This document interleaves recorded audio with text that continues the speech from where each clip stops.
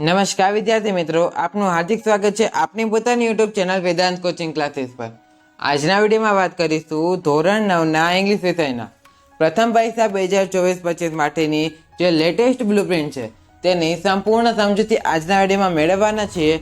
Video પસંદ આવે તો લાઈક જરૂરથી કરજો, તમારા મિત્રો સુધી પણ વિડીયોને શેર કરો જેથી તેઓ પણ આ વિડીયોનો લાભ લઈ શકે। આ ઉપરાંત હજુ સુધી આપણે સોશિયલ મીડિયા સાઇટ્સને ફોલો ન કરી હોય તો ડિસ્ક્રિપ્શન બોક્સમાં તમને લિંક આપેલી છે, ત્યાંથી તમે આપણી સોશિયલ મીડિયા સાઇટ્સને ફોલો કરી શકો છો। વધુ સમય ન લેતા ચાલો વિડીયોની શરૂઆત કરીએ। ધોરણ 9 વિષય ઇંગ્લિશ પ્રથમ પરીક્ષા 2024-25 માટેનું પ્રશ્નપત્રનું પરિરૂપ। પ્રશ્નોના પ્રકાર પ્રમાણે ગુણપરથી શરૂઆત કરીએ તો હેતુલક્ષી પ્રશ્નો 13 છે જેના 15 ગુણ, અતિ ટૂંક જવાબી પ્રશ્નો 1 છે જેના 3 ગુણ, ટૂંક જવાબી પ્રશ્નો 20 છે તેના 20 ગુણ, વિસ્તૃત જવાબી પ્રશ્નો 2 છે તેના 7 ગુણ અને વિસ્તૃત જવાબી પ્રશ્નનો બીજો પ્રકાર છે એક પ્રશ્ન છે અને તેના 5 ગુણ રહેશે। આ રીતે કુલ 37 પ્રશ્ન અને કુલ તમારે 50 ગુણ થશે। ત્યાર પછી વિભાગ દીઠ ગુણભારની વાત કરીએ તો રીડિંગ કોમ્પ્રિહેન્શન તમારે પૂછાય છે, જેમાં તમારે મેઇન ટેક્સ્ટ અને પોયમ પૂછાય છે। ત્યાર પછી નોન વર્બલ એટલે કે નોન વર્બલ પૂછાય છે। ત્યાર પછી સપ્લિમેન્ટરી રીડર તમારે પૂછાય છે। આ તો તમારે કુલ જે રીડિંગ કોમ્પ્રિહેન્શન છે તમારે 12 ગુણ થશે, મેઇન ટેક્સ્ટ પ્લસ પોયમ એટલે કે તમારે ચેપ્ટર હોય છે તે અને પોયમ્સ।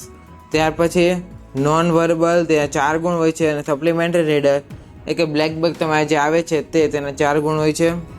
ત્યાર પછી વોકેબ્યુલરી તેમાં મેઇન ટેક્સ્ટ અને સપ્લિમેન્ટરી પૂછાય છે, મેઇન ટેક્સ્ટના 3 ગુણ, સપ્લિમેન્ટરીના 2 ગુણ રહેશે। ત્યાર પછી ફંક્શન અથવા તો ગ્રામર તે તમારે 15 ગુણમાં પૂછાય છે અને રાઇટિંગ સેક્શનમાં પેરેગ્રાફ રાઇટિંગ અથવા તો ઈમેલ રાઇટિંગ અને પિક્ચર ડિસ્ક્રિપ્શન બંને 5-5 ગુણમાં પૂછાય છે। આ રીતે કુલ 50 ગુણ પૂરા થશે। ત્યાર પછી પ્રશ્નપત્રનું માળખું જોઈએ આપણે તો સેક્શન એમાં જે 10 ગુણનો છે તેમાં તમારે ક્વેશ્ચન નંબર 1 to 8 તેમાં રીડિંગ કોમ્પ્રિહેન્શન પૂછાશે, જે તમારા મેઇન ટેક્સ્ટ એટલે કે ચેપ્ટર્સને બેઝ હોય છે યુનિટને। ત્યાર પછી ક્વેશ્ચન નંબર 9 to 10માં તમારે જે છે કોન્ટેન્ટ બેઝડ ટ્રુ ફોલ્સ પૂછાય છે, જે પણ તમારા ચેપ્ટરને રિલેટેડ હોય છે। ત્યારબાદ સેક્શન બીની વાત કરીએ તેમાં સૌપ્રથમ રીડિંગ કોમ્પ્રિહેન્શન મેઇન ટેક્સ્ટ અથવા તો પોયમ હોઈ શકે, મેઇન ટેક્સ્ટ તરીકે પોયમ પૂછાય છે તેમાં એટલે કે કાવ્ય પરથી પ્રશ્નનો જવાબ લખવાના રહેશે, તેના 2 ગુણ। ત્યાર પછી question number 13 to 16 reading comprehension supplementary reader તરીકે પૂછાય છે, બ્લેક બુકમાંથી એક પેરેગ્રાફ પૂછે છે જેના પ્રશ્નના જવાબ લખવાના હોય છે, તેને 4 ગુણ। ત્યાર પછી રીડિંગ કોમ્પ્રિહેન્શન તેમાં તમારે જે ટેબલ, રિસિપ્ટ, ફોર્મ, ટિકિટ તેવું હોય છે જેને તમારે આઈડેન્ટિફાય કરવાનું હોય છે, તેના પરથી પ્રશ્નનો જવાબ પૂછાય છે, જે તમારે 4 ગુણમાં પૂછાય છે।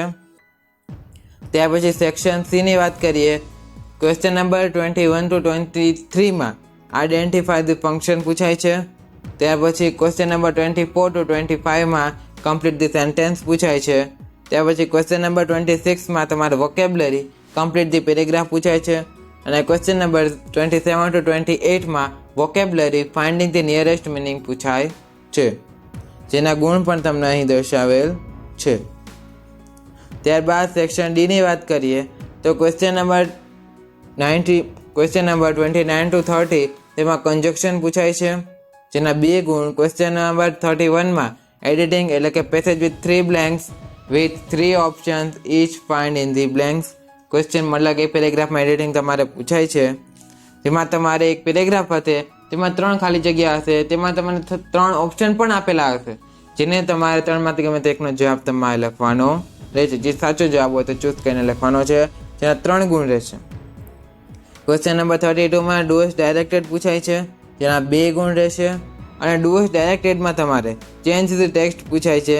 ડુઅસ ડાયરેક્ટેડ તમારે change the text one item should be asked from gender અથવા તો નંબર અથવા તો જેન્ડર મતલબ કે જાતિ બદલો તે પૂછાય છે, મેલ હોય તો ફિમેલ થાય અને અથવા તો નંબર ચેન્જ એટલે કે એક વચનમાંથી બહુવચનમાં આ 2 વસ્તુ ચેન્જ ધ ટેક્સ્ટમાં તમારે પૂછાય છે। ક્વેશ્ચન નંબર 33 to 35માં તમારે સિલેક્ટ ધી ક્વેશ્ચન્સ પૂછાય છે એટલે કે પ્રશ્ન વાક્ય બનાવો।